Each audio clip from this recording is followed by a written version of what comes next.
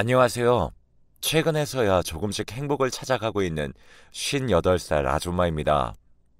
지금껏 취미 생활이라고는 꿈도 못 꾸고 살았던 제가 지금은 안정을 찾아가며 인생을 살아가고 있어요.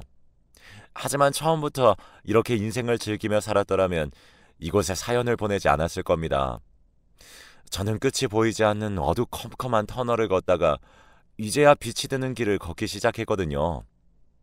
저는 20대 중반 다니던 제과점에서 남편을 처음 만났습니다.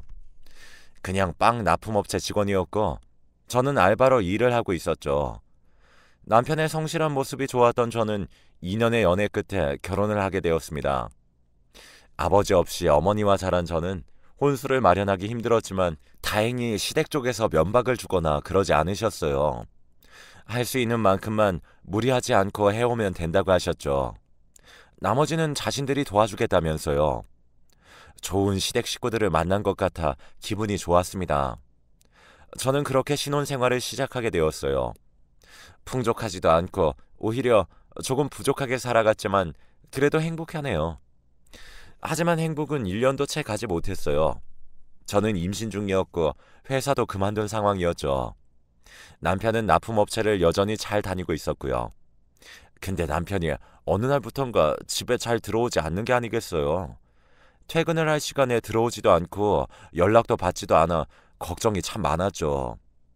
하지만 남편이 귀가를 할 때면 향수 냄새와 술 냄새가 진동을 했고 제게 매번 돈을 달라고 화를 내는 걸 보고 남편이 밖에서 뭘 하는지 대충 감을 잡게 되었어요.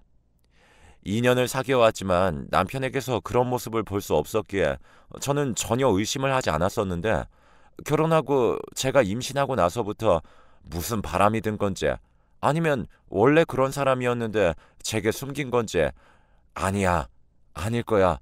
저는 그렇게 스스로를 진정시키며 남편을 믿어보기로 했어요. 회사 동료 중에 향수 뿌리는 사람이 있나 보지. 요즘 회식 자리가 잦아졌으니까 저러는 걸 거야. 라고 말이죠. 하지만 시간이 지날수록 그는 더 심해져만 갔어요. 시부모님께도 돈을 달라고 투정을 부리기 시작했고요. 심지어는 제가 아기를 위해 모아놓은 적금까지 깨서 가지고 갔습니다. 제 친정 어머니에게 전화해서 아기용품을 사야 하는데 돈이 부족하다며 그 구실로 돈까지 받아 챙겼고요. 그리고 그 돈을 전부 도박에 탕진했어요. 더 이상 부정할 수 없었습니다. 그는 도박에 술에 여자까지 하는 최악의 남자였어요. 결혼한 지 얼마나 됐다고 만삭의 아내를 버려두고 바깥으로 도는 남편이 원망스러웠어요. 너무나도 미웠습니다. 저는 크게 불러온 배를 쓰다듬으며 매일을 눈물로 보냈어요. 단 하루도 울지 않는 날이 없었죠. 계속 울다 보니 점점 배도 고프지 않게 되더군요. 아니, 먹는 것을 잊어버리는 게 맞았어요. 저는 점점 야위어져 갔습니다.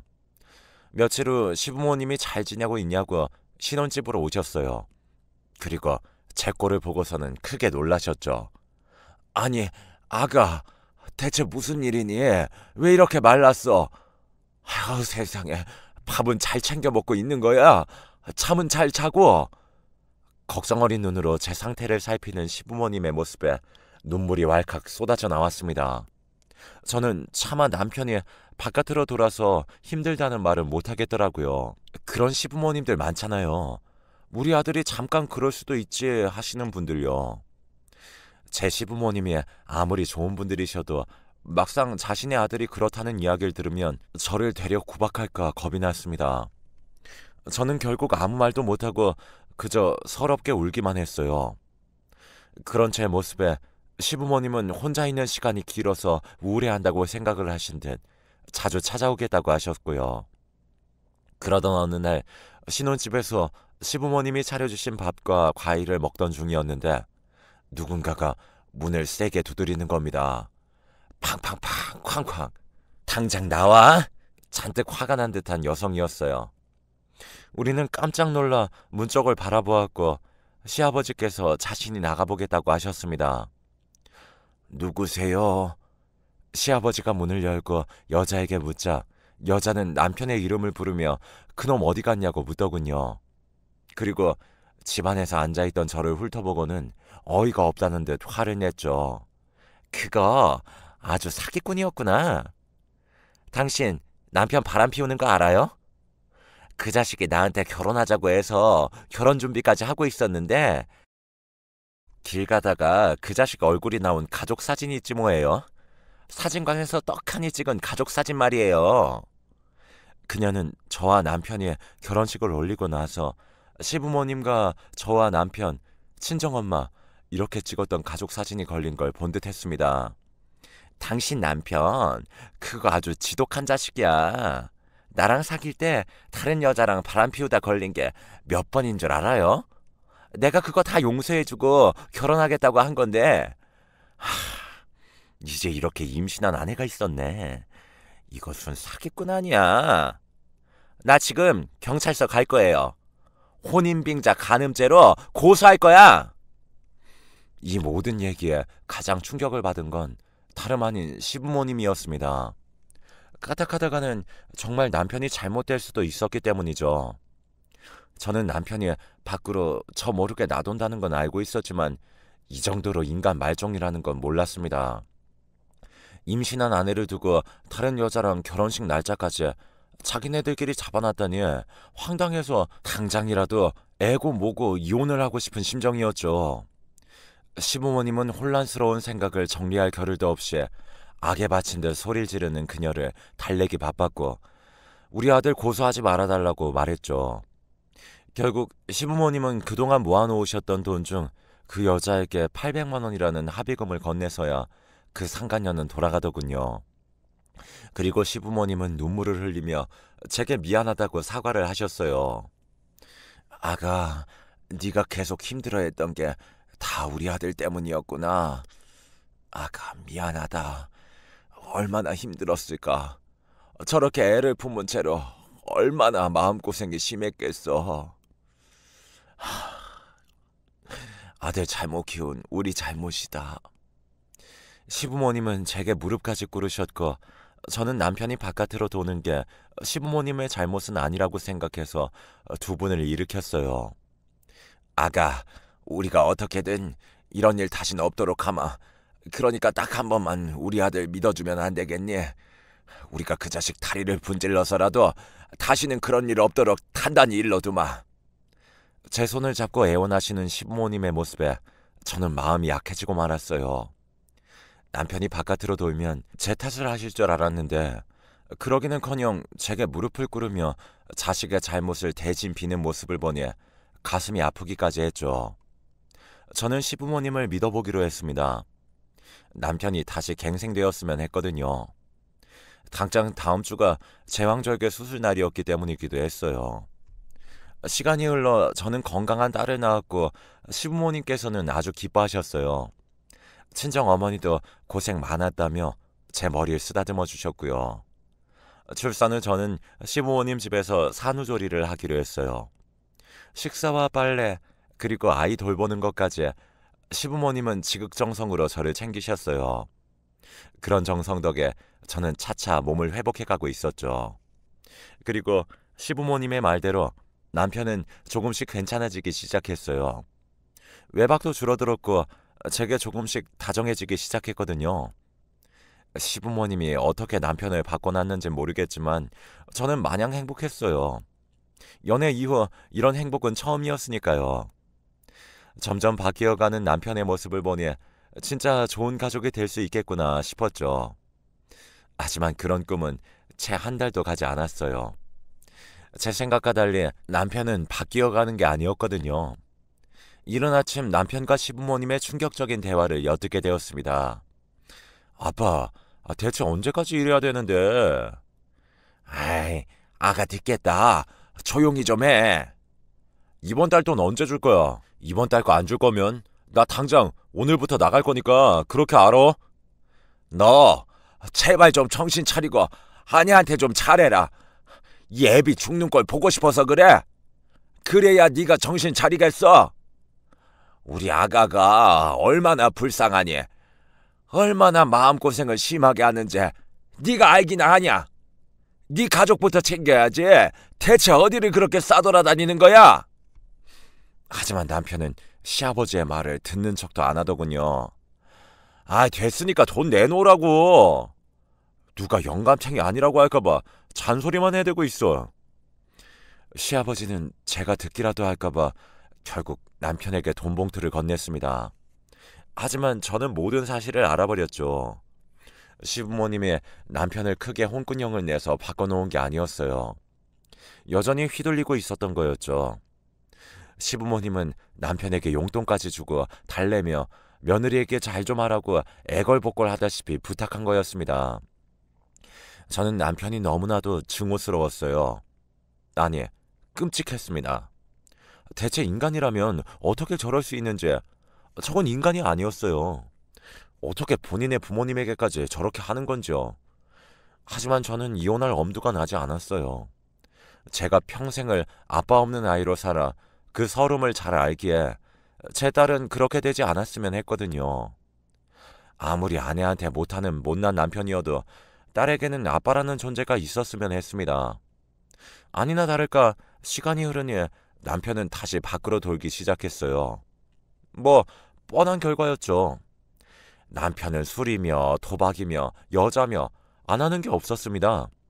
결국 저는 남편은 그냥 포기해버리고 아이 하나만 보며 아이를 위해 살아가기로 했어요.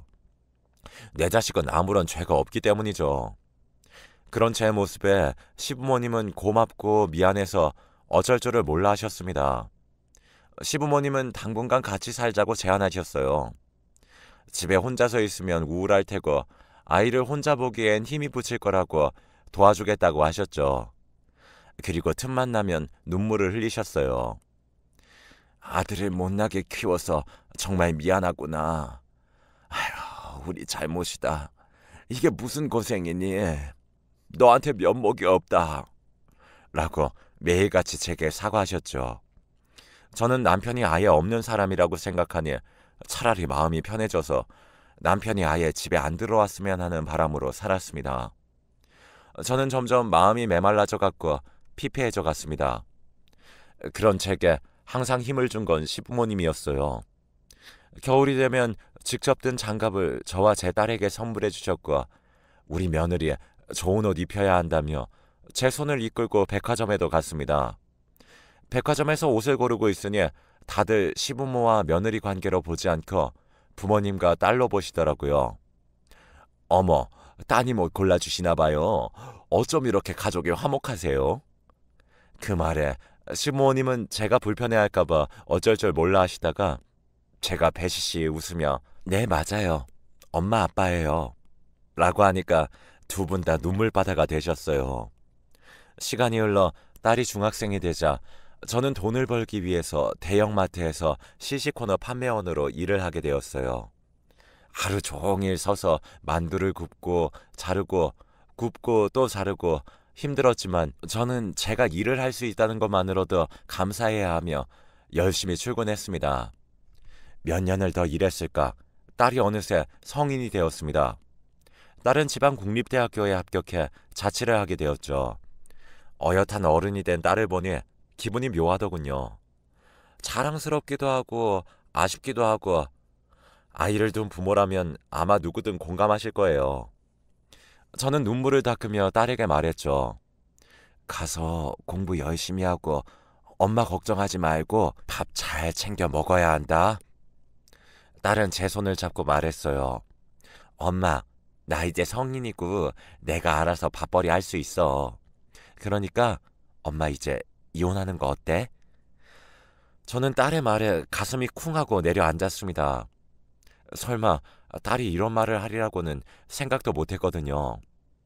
엄마랑 할머니 할아버지가 아무리 숨겨도 아빠가 형편없는 사람이라는 거 나도 잘 알아. 초등학생 때부터 이미 알고 있었어. 나 그런 아빠 없이도 잘 살 수 있어.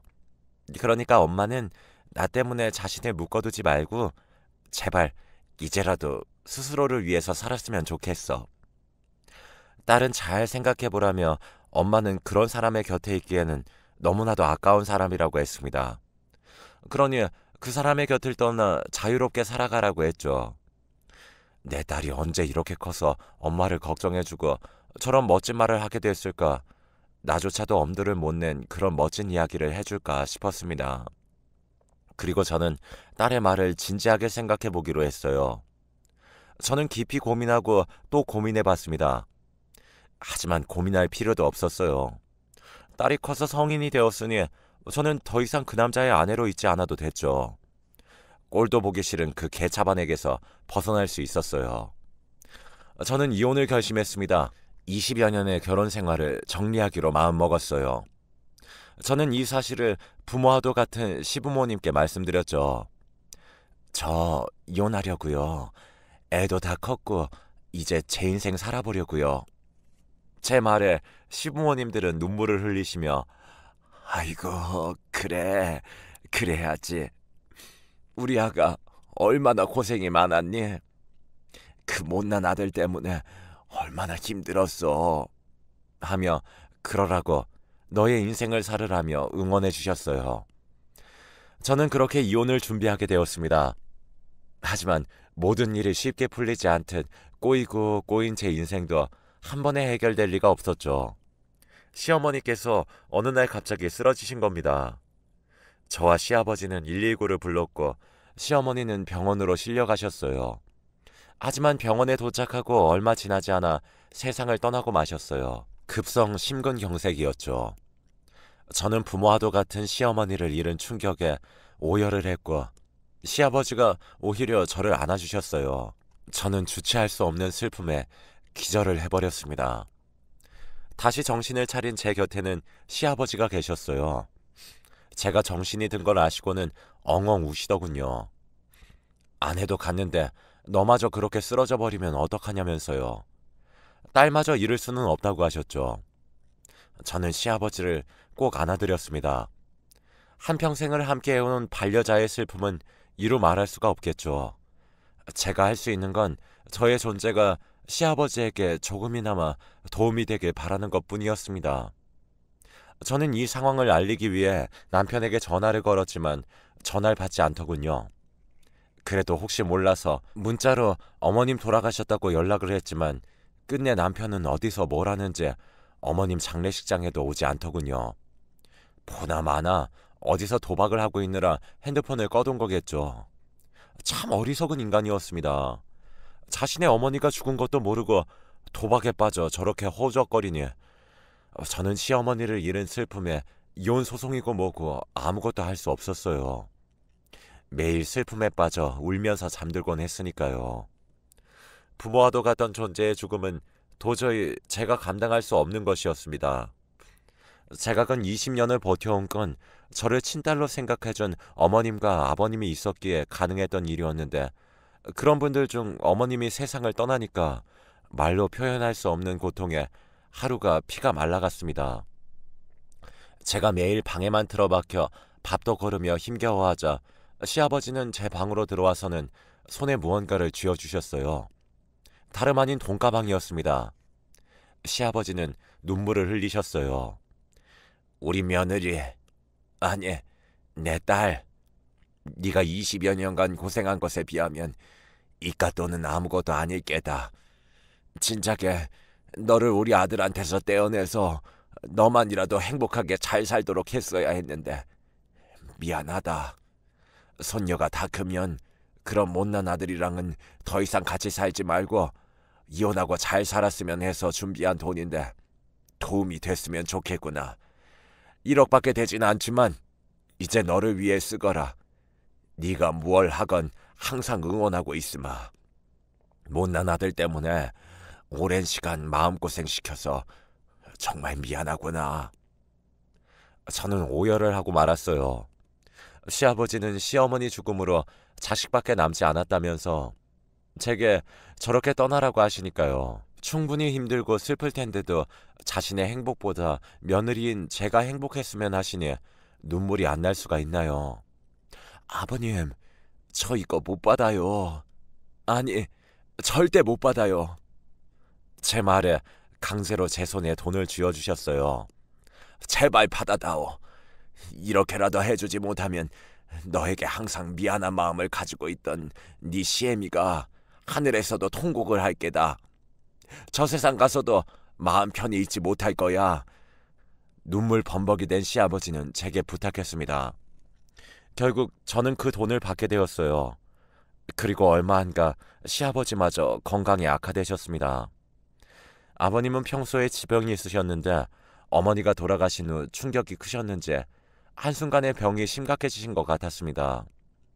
저는 시아버지를 병원으로 모시고 갔어요. 얼마 전에 어머니를 잃은 슬픔도 채 가시지 않았는데 아버님마저 그렇게 될까봐 이제는 두렵기까지 하더라고요. 저는 매일 시아버지의 병간호를 했습니다. 시아버지는 얼른 가서 너의 인생을 살아도 아까운데 다 늙어 죽을 노인네 옆에서 뭐 하는 거냐고 하셨지만 저는 절대 그럴 수가 없었어요. 아버님, 아버님은 제게 아버지 같은 존재세요. 그런 말씀 마세요. 아버님 건강하실 때까지 제가 옆에서 지켜드릴 거니까 앞으로 그런 말씀 하지 마세요. 그런 말씀 하시면 저 정말 힘들어요. 이렇게 말을 하니 제 말을 듣고는 그저 조용히 고개를 끄덕이셨습니다. 얼마 후 아버님의 상태는 더 많이 안 좋아지셨고 결국 하늘의 별이 되셨습니다. 1년도 안 되어 부모님 같은 두 분을 모두 잃은 저는 걷기도 힘들 정도로 슬픔에 잠겨 있었는데 그 와중에 아버님은 제게 유언장을 남기셨어요. 저는 그 유언장을 보고 또다시 오열을 하고 말았습니다. 아가, 애비다. 네가 이걸 볼 때쯤이면 난 이미 이 세상 사람이 아니겠지. 지금까지 우리 아들 때문에 얼마나 고생 많았니? 난 솔직히 내 욕심이지만 네가 손주 데리고 우리에게서 떠날까봐 하루라도 마음 편히 살아본 적이 없단다. 그만큼 넌 우리에게 며느리보다 딸 같은 존재였어. 너와 오순도순 밥을 먹을 때, 같이 이곳저곳 걸으며 산책할 때, 먼저 하늘나라로 간 네 시모랑 손주 보며 흐뭇하게 웃으며 바라볼 때, 모든 소소한 일상들이 나중에 알고 보니 큰 행복이란 걸 깨닫게 되더구나. 이제는 그런 행복했던 일들을 못한다고 생각하니까 이 죽음이 무섭진 않지만 내 추억이 사라지는 것 같아서 그게 더 두렵구나. 나는 이젠 네 시애미가 있는 곳으로 가서 니네들 사는 것 잘 지켜볼 테니까 앞으론 더 이상 우리에게 얽매이지 말고 네 인생 살도록 하렴. 내가 진작 보내줬어야 하는데 너무 미안하다. 그리고 고맙다. 내게 남은 재산이랑 집을 처분해도 얼마 안 되는 돈이겠지만 이 돈 가지고 어디서 기죽지 말고 잘 살길 바래. 내 통장 보면 1억 3천 정도는 있을 게다. 내가 장롱 속에 놔뒀으니까 너에게 조금이라도 도움이 됐으면 싶구나. 절대 우리 아들 같지도 않은 그 호로 자식에게는 네가 마음 약해져서 이 돈 줄 생각하지도 말고 이 유언장에도 내가 분명히 명시해 둘 거다. 우리 며느리, 아니 우리 딸 사랑한다. 라고 남기셨습니다. 저는 이 유언장을 받고 얼마나 울었는지 모릅니다. 항상 저와 딸아이에게 인자하신 모습을 생각하니 가슴이 찢어질 듯 아파왔어요. 끝까지 저를 이렇게 생각해 주시는 그 마음에 눈물이 나지 않을 수 없었어요. 그렇게 저는 가슴에 아버님을 담고 납골당에 모셨습니다. 하지만 본인의 부모님이 돌아가셨는데도 연락두절인 그 자식을 용서할 수 없었습니다. 저는 남편에게 이혼 소송을 걸었고 경찰에 불법 도박으로 신고를 해버렸어요. 이혼 소송 중인 남편은 부모님이 뒤늦게 돌아가신 줄 알고는 참회의 눈물을 흘리더군요. 왜 그동안 연락이 안 된 거냐고 물어보니까 남편은 기존에 갖고 있던 핸드폰은 사채업자들의 빚 독촉 때문에 휴대폰을 켜보지도 못하고 도망자 신세로 지내서 몰랐던 거였습니다. 그러다 도저히 버틸 힘이 없게 되자 부모님에게 다시 돈을 부탁하러 왔다가 부모님이 돌아가신 걸 나중에 알게 된 거였고요. 그놈의 도박이 뭐고 여자가 뭔지 자신을 낳아준 부모님이 돌아가시는 것도 모르고 저렇게 망나니처럼 살다가 뒤늦게 후회하는 모습을 보니 참 한심하기 그지없더군요. 남편은 모든 사실을 알고 눈물을 흘리며 땅을 치고 후회를 했고 현재는 그 슬픔에 빠져 알코올 중독자가 되어 피폐한 삶을 살고 있어요. 그렇게 우린 이혼 소송 5개월이 지난 시점에 20년간의 결혼 생활에 마침표를 찍게 되었습니다. 하지만 저는 그런 남편이 여전히 원망스럽고 증오스러웠어요. 저는 염치도 없이 제게 찾아와 싹싹 빌며 제발 부모님을 모신 곳이 어딘지만 알려달라고 간곡히 부탁을 하더군요. 살아계실 때나 잘하지. 그렇게 아들 때문에 가슴 아파하시고 평생을 내게 미안해하셨는데 이 못난 불효자식 같으니라고. 저는 한심한 그 자식에게 썩 꺼지라고 소리쳤습니다. 저는 그 아들 같지도 않은 남편에게 언젠가는 시부모님들이 어디에 계시는지 말은 하겠지만 당분간은 말해주지 않을 겁니다. 그놈은 더 정신을 차려봐야 얼마나 부모님이 고마우신 분들이고 이 세상에 하나뿐인 존재라는 걸 알게 될 테니까요. 저는 지금 그 일이 있고 1년 후에 제과점을 열었어요. 아주 실력 좋은 제빵사도 구했습니다. 저는 제 인생을 20여 년 전 그날부터 다시 새롭게 쓰려고 해요. 처음에는 슬픔으로 아무것도 하기 싫었지만 제 행복을 간절히 빌어주신 시부모님과 제 딸, 그리고 제 자신을 위해서 열심히 살아가려고 합니다. 저는 최근 등산을 다니기 시작했어요. 산 정상에 오르고 싶다던 시아버지의 말씀이 떠올랐기 때문이죠. 저는 시부모님들과 찍었던 사진을 들고 정상에 오릅니다. 보여드리고 싶었거든요. 산 정상에서 얼마나 아름다운 풍경들이 보이는지, 얼마나 가슴이 후련하고 벅차오르는지, 등산을 시작하고 천천히 돌이켜보니 인생도 등산과 닮은 것 같습니다. 올라올 때는 너무나 숨이 차고 힘들고 포기하고 싶어지죠. 하지만 그 끝에는 정상이 아니었습니다. 그 정상에서 내려다본 풍경은 그렇게도 아름답고 눈부십니다. 여러분들께서 살아온 인생이 고달프고 벅차고 때로는 포기하고 싶을지 몰라도 언젠가는 산의 정상 위에 선다면 다를 수 있을 거예요. 지나온 나의 아픔도 슬픔도 다 행복을 위한 거라는 걸 깨닫게 되기도 할 테니까 말이죠. 가슴이 뻥하고 뚫리게 될 날이 올 거라고 믿으셨으면 좋겠습니다. 희망을 잃지 마시라고 말씀드리고 싶네요. 제 긴 이야기 지금까지 들어주셔서 감사합니다.